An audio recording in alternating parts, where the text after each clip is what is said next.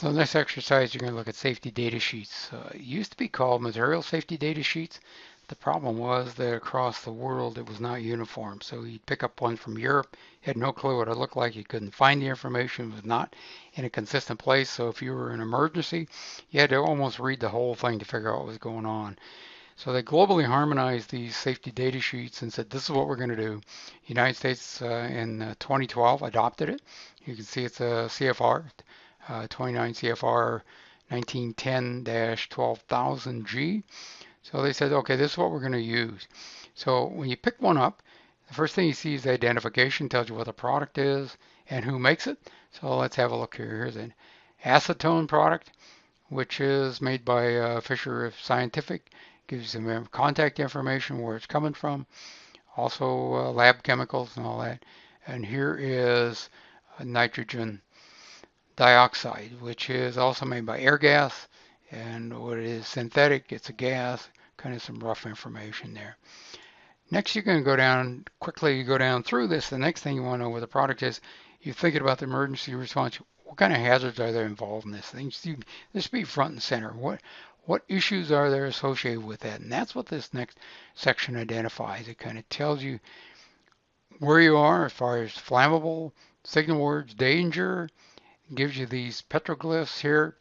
If we look at those out here, you can see what they are.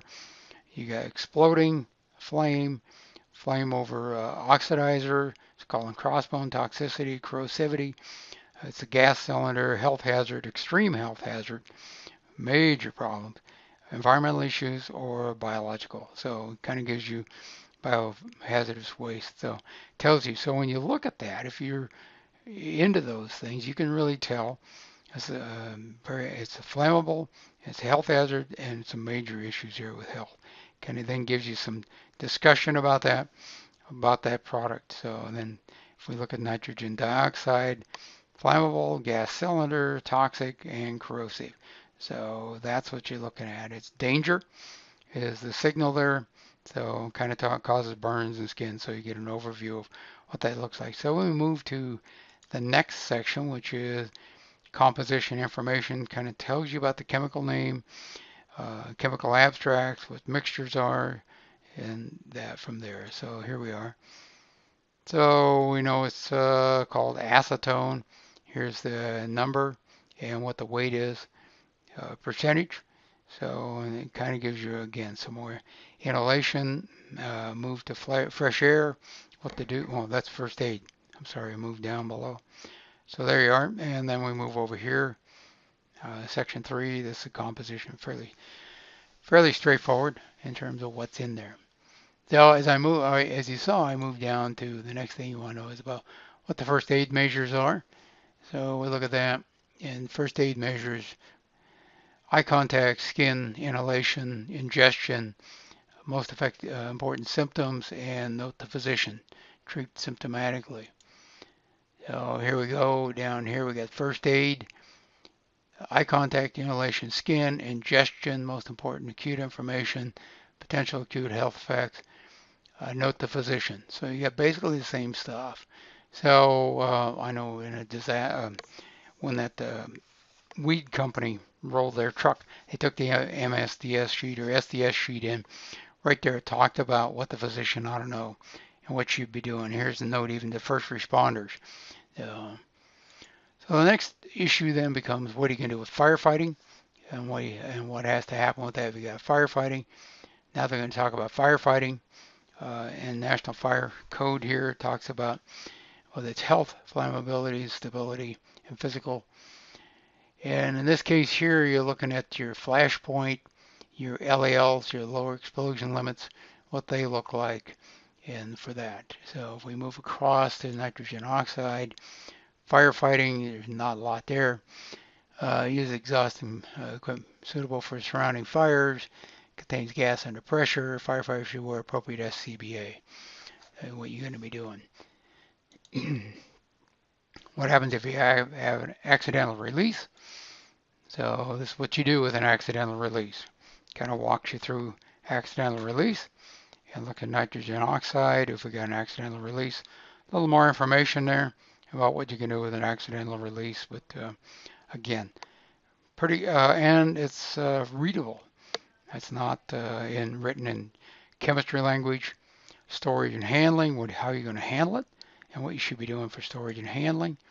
There you are, handling and storage. Do not contact, and there's your storage. Keep where you have to store it. And here is your storage and handling for your nitrogen oxide. So then we come to the next phase, which is next step, which is exposure controls, personal protection, how you need to protect yourself. If you got a PEL, permissional exposure limits, or a TLV, which are threshold values, they may be listed there. So let's have a look. We look at this here.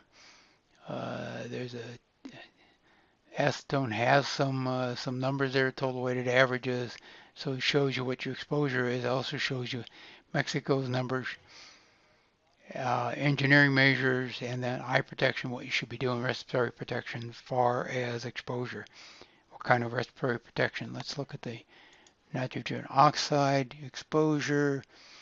Here's your exposure limits, your TLVs for United States, NIOSH standards, uh, permissive exposure limits, PELs. There's quite a bit here, respiratory protection. So you can see sometimes there's a whole lot more there than in some cases than in others. Okay, so also tells you when this was issued, February, so it's fairly new. Okay, let's go to the next section, which are the physical characters. These are really important, especially if you're trying to do some indication of emergency response, what's happening in emergency response. If you have these products, and that's why a lot of these SDS sheets are now available electronically. Years ago, the old MSDS sheets, you had books and books and books. Now they're electronically available. So you can look at the physical characteristics. It gives you everything you need, kind of everything you need to know. Here's your pH, here's your melting, boiling, flash point, evaporation rate, flammability, your LEL, your lower exposure limit, your upper exposure limit, vapor pressure, specific gravity, solubility, molecular weight.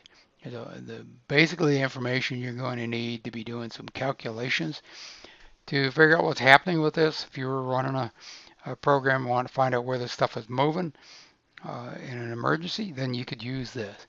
Let's go over here and look at nitrogen oxide. It's laid out in a different format.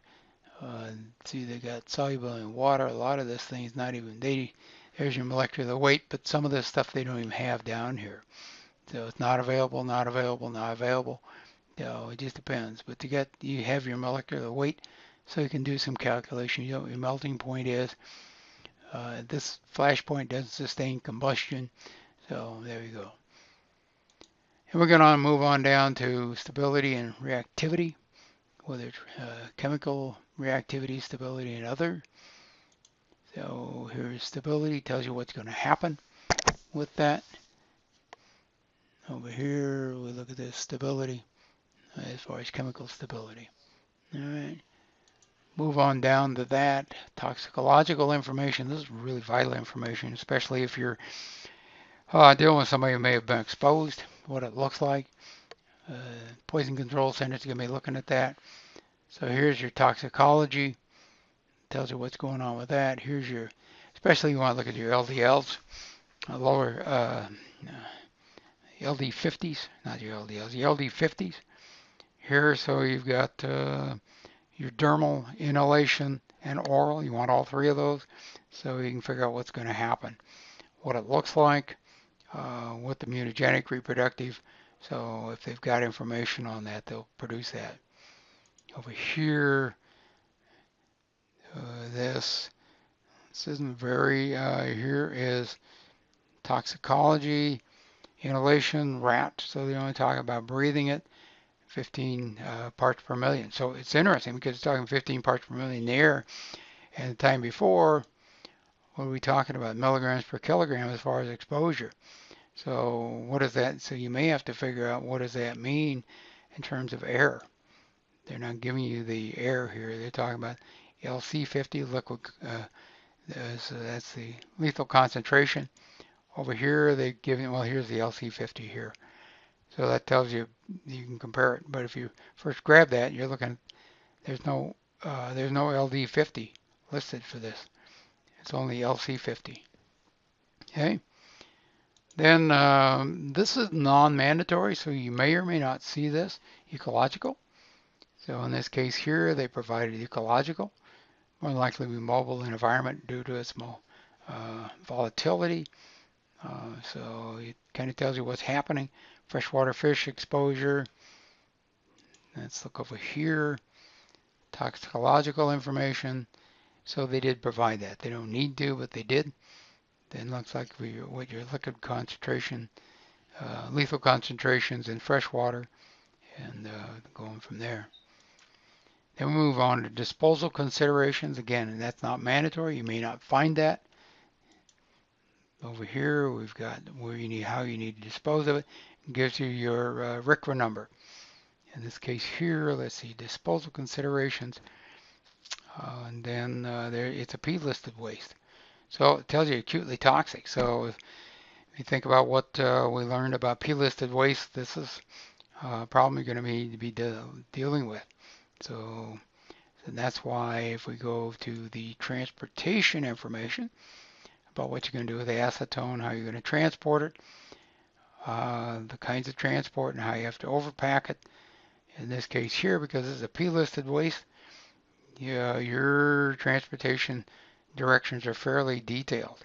You couldn't just leave that off because, again, if you be transporting it as a P-listed waste, you got to be transporting a certain way. Gives you the pretty good detail about what you're going to do. And finally, regulatory information. Um, there's a whole bunch of regulatory information about what TSCA and different regulatory information. Fair amount there. Over here, we got not much. Again, so it's not listed. Basically, they just opened it up. Said here it is. Not much there. And finally, we do the other information that just in case we forgot anything, they'll add some additional information to it. And over here, nitrogen, regulatory, and then here. So more regulatory information there. Quite a bit of regulatory information as far as that product there. That, and then finally, other information that you need. So that's quickly. So what you're going to do is I'm going to give you some. It's going to be basically hunt and search and give me the numbers and tell me what you got. It'll be there'll be about 4 SDS sheets in there. You'll have to move among them. The questions will be related to that. So that'll be your exercise. Just become familiar with SDS sheets. You need to know whether they're out there and that they're something as in our business you're more than likely going to be dealing with. You're going to be looking for them. There you go.